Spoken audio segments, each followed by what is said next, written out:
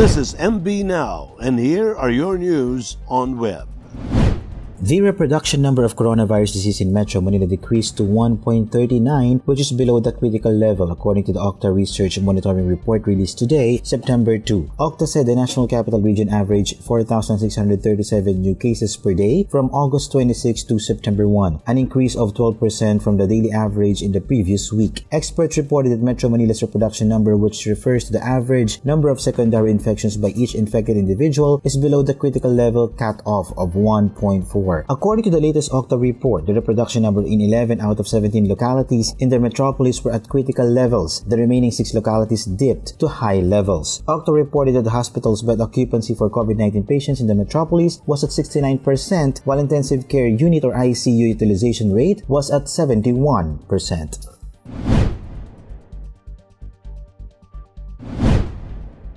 Face shields might remain a requirement for Filipinos at least in the foreseeable future. Presidential spokesman Roque said during a virtual press briefing today, September 2, that the Interagency Task Force for the Management of Emerging Infectious Diseases or IATF has no plans of revisiting its directive on the use of face shields in the ongoing COVID-19 pandemic. The IATF position was reiterated despite the growing questions regarding its usefulness as well as corruption allegations pertaining to its procurement. For the past few weeks, Malacanang has been grappling with allegations of purchasing overpriced medical supplies in connection with the pandemic. President Duterte has denied these claims on more than one occasion during his late-night Talk to the People public briefings. Roque said the next IATF meeting will take place on Friday, September 3.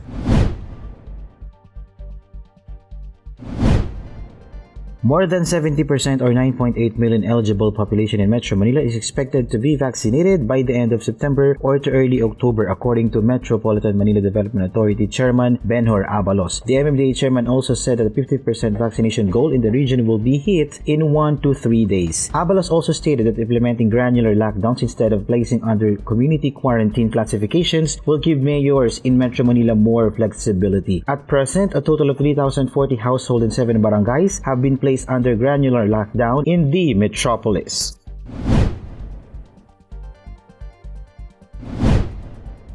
Rain showers and thunderstorms may affect some parts of the country due to Intertropical Convergence Zone or ITCZ, according to PAGASA. The State Weather Bureau said Thursday, September 2, the ITCZ, a region where the trade winds from northern and southern hemisphere converge, is affecting the entire country. Cloudless skies with scattered rain showers and thunderstorms may be felt in western Visayas, Zamboanga, Peninsula, Palawan, Occidental Mindoro, Basilan, Tawi-Tawi, and Sulu. Metro Manila and the rest of the country, on the other hand, may experience partly cloudy to cloudless skies with isolated rain showers or thunderstorms.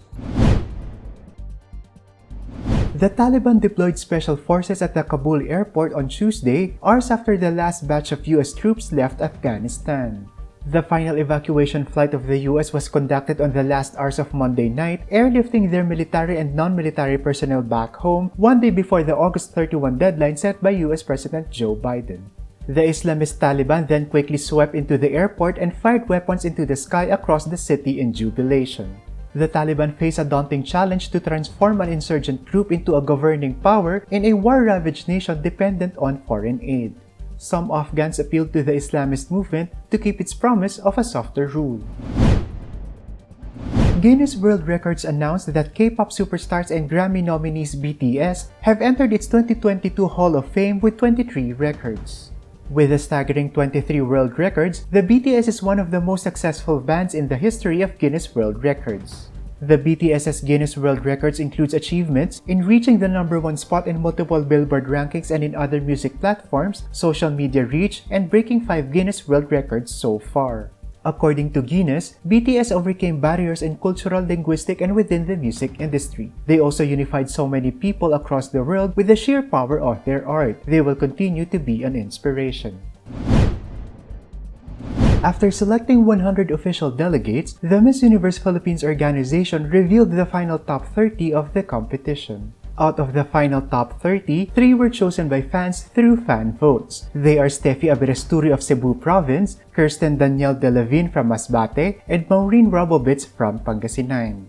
Other notable ladies who made it to the top 30 are Leren Bautista of Laguna, Katrina Dimaranan of Taguig, Rosan Marie Bernos of San Juan City, Maria Corazon Abalos from Mandaluyong, and Simone Nadine Bornilla of Marinduque. The scores are now back to 0 and will be facing a different set of judges in their quest for the crown. The finals night is scheduled on September 25. Filipino paraswimmer Gary Bejino finished last in the preliminaries of the men's 400-meter freestyle S6 of the Tokyo Paralympics on Thursday, September 2. Bejino timed 5 minutes and 52.28 seconds to finish at 13th place. This was Bejino's third event. He still has one event left in his campaign scheduled on Friday, which is the men's 100-meter backstroke. Meanwhile, the Philippine Sports Commission is rewarding Olympian EJ OBIENA a 250,000 peso incentive for setting a new national pole vault record in the recent meeting de Paris won the Diamond League in France. OBIENA finished silver after clearing 5.91 meters that surpassed his old mark of 5.87 meters set in Poland last June.